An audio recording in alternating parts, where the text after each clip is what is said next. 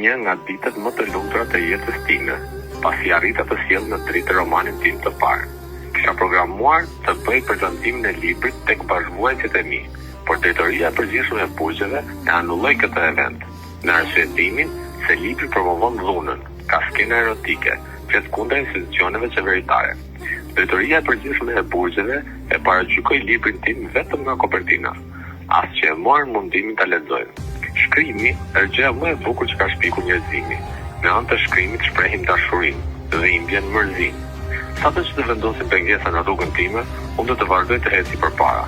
Burgu ma mori lirinë, muret ma shuan dritën, por për asnjë moment nuk heshta. Fjalët e mia kanë forcën të arratisën nga ky burg dhe të shkojnë në veshët e secilit prej jush. Romani im është thjesht një libër, një tregim. Nuk është armë që rrezikon sigurinë publike. Mos e gjykoni këtë roman nga kopertina, sepse nuk e bën petku priftin, por njeriu që është brenda atij petku.